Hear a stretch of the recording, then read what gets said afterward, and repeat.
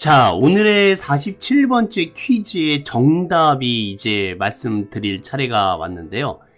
작가이신 한강이 수여할 상금은요, 13억 4천만 원 정도 됩니다. 그런데 이 상금은 모두 비과세 대상입니다. 그러니까 노벨상 상금은요, 세금을 전혀 내지 않습니다. 빠밤! 네.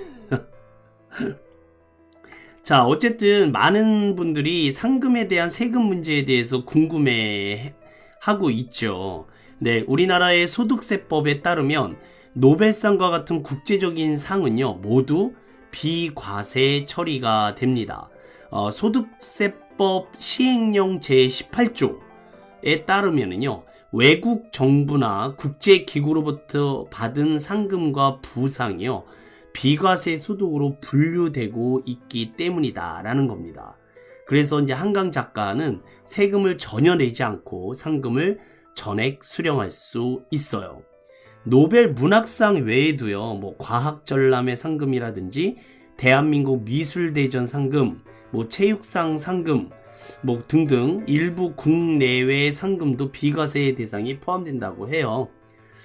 그 이유는요, 수상자들의 기여를 인정하고요. 그러니까 이 사람이 그냥 상금을 받은 게 아니라 피땀 어린 눈물을 겪어낸 과정을 이겨낸 그런 공헌과 공로, 기여를 인정해야 되지 않느냐. 그것마저도 나라에서 뺏어가면 말이 되겠느냐.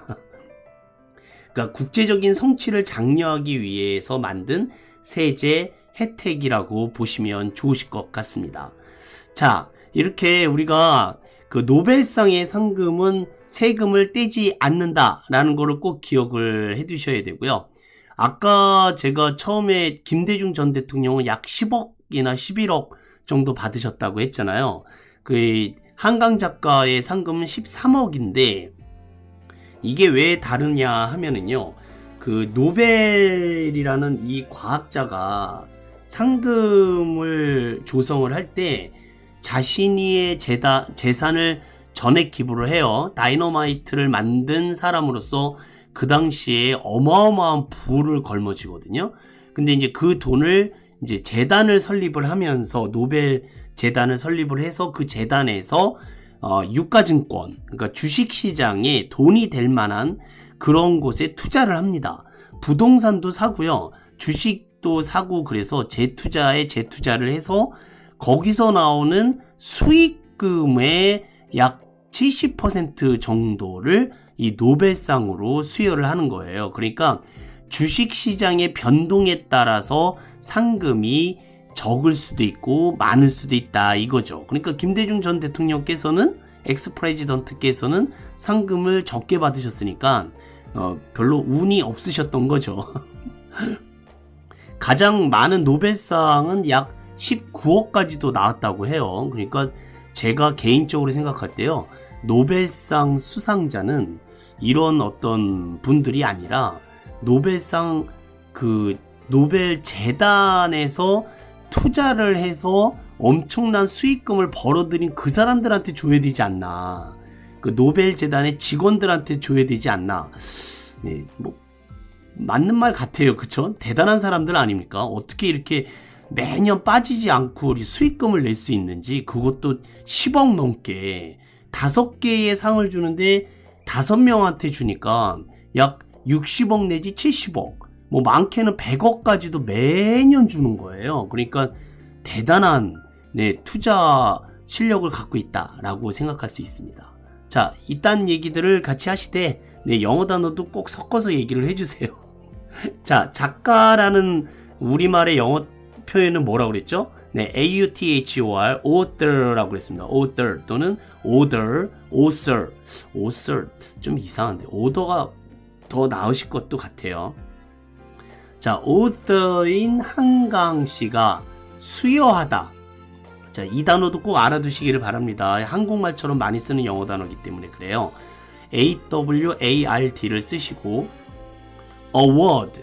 award 그러면은요, 상을 수여한다 라는 뜻입니다. 그래서 어워드 행사가 있다 그러면 어떤 것에 대한 상을 주는 그런 행사다라고 보시면 좋으실 것 같습니다. 예를 들어서 뮤직 어워드, 그런 음악에 대한 상을 수여하는 행사, 뭐 이렇게 보시면 좋으실 것 같아요.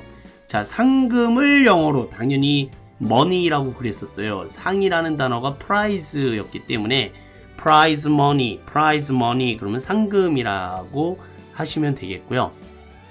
이 노벨 프라이즈의 prize money는 모두 비과세입니다. 세금을 과하지 않는다 라고 그래서요, non이라는 단어를 씁니다. 이게 안일비자의 뜻을 가진 단어예요. 그래서 non-tax, tax가 세금이죠. 그래서 non-tax 그러면 비과세, 세금을 부과하지 않는다. 네, 이런 표현으로 non-tax야 라고 얘기를 하시면 됩니다. 비과세야 라고 얘기를 하셔도 좋지만 non-tax야 라고 얘기를 하시는 게 보다 더 설득력 있고 세련되게 보이실 거예요. 자, 따라해 볼까요?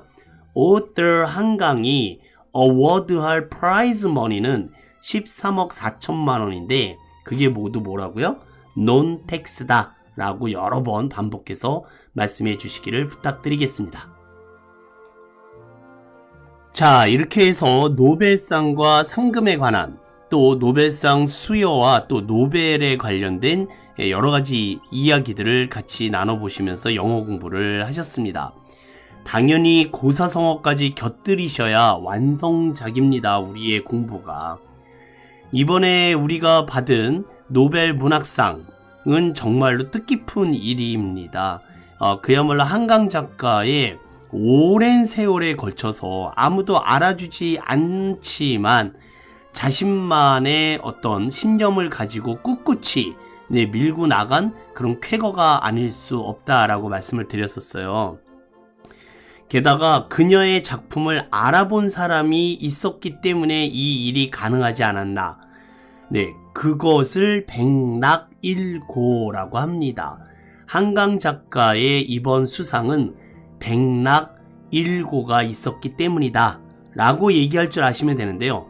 백락이라는 거는 사람 이름이에요. 뭐 한자로는 맛백자의 즐거울 낙에 한 일에 돌아볼 고자를 쓰는데, 그대로 풀이하면은 백락이라는 사람이 한번 돌아봤다 라는 뜻입니다. 네, 이 백락이라는 사람은 주나라 때의 사람인데요. 그 당시 최고의 말을 감정할 수 있는 말 감정 평가사였었어요. 네, 근데 이 사람이요, 말에 대한 지식이 워낙 탁월해 가지고요, 이 사람을 찾아와서 말을 감정해 달라라고 하는 사람들이 굉장히 많았다라는 거죠. 근데 어느 날 말 장수가 이 백락이라는 사람을 찾아와서 자기한테 훌륭한 말 한 필이 있는데 이 말을 팔려고 시장에 내놨지만 사흘이 지나도 아무도 사려고 하지 않는다. 사례는 충분히 할 테니 감정을 좀 해달라라고 부탁을 했던 거죠. 근데 이 백락이요, 시장에 가서 그 말의 주위를 여러 차례 돌면서 요모조모 살펴봅니다. 다리, 허리, 엉덩이, 목덜미, 털의 색깔, 감탄하는 눈길로 그냥 쳐다보기만 하거든요. 그리고 나서 아무 말 없이 갔다가 다시 돌아와서 세상에 이런 명만은 처음 본다 라는 듯이 또 봐요. 말은 한마디도 하지 않고요.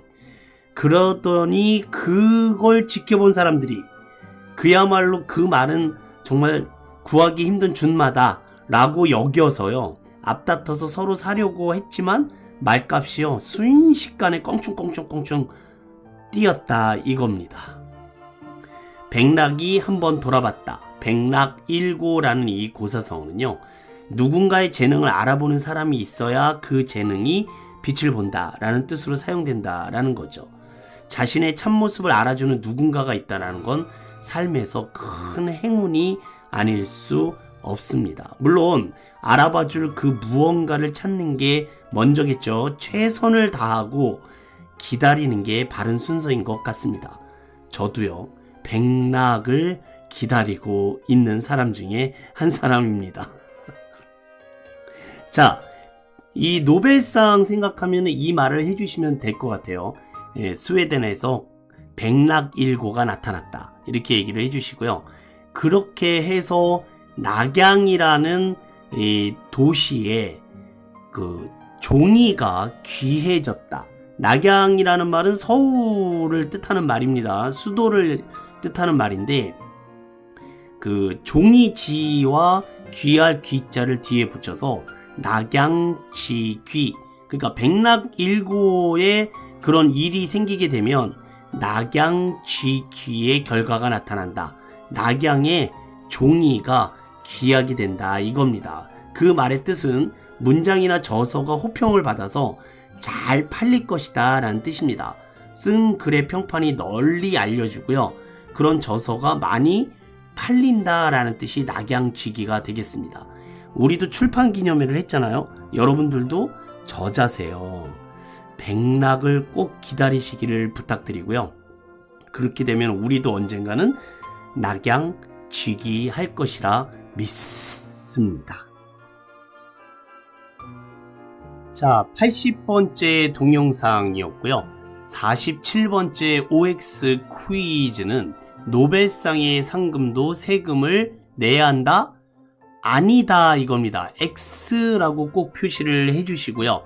제가 나눠드린 프린트, 첫 번째 장과 두 번째 장에 빈칸이 없이 하나도 없이 꽉 채우셔서 잘 쓰신 다음에 저한테 사진을 꼭 찍어서 보내주시기를 간절히 기다리고 있겠습니다. 오늘 대단히 수고 많으셨고요. 사람들하고 얘기를 나눠보시면서 영어하고 고사성어까지 곁들여서 실력을 뽐내주시기를 부탁드리겠습니다. 행복은요, 이루어지는 것이 아니라 발견하고 만들어 가시는 거라고 늘 잔소리처럼 꼰대처럼 말씀드리고 있습니다. 어드바이스라고 생각을 해주시고요. 오늘 하루 이 동영상과 함께 행복을 만들어 가시기를 진심으로 바라마지 않겠습니다. 오늘 가장 행복하게 만들어 가시기를 부탁드리겠고요. 오늘 공부는 여기까지입니다. 대단히 수고 많으셨습니다. Have a nice day. Bye bye. Thank you.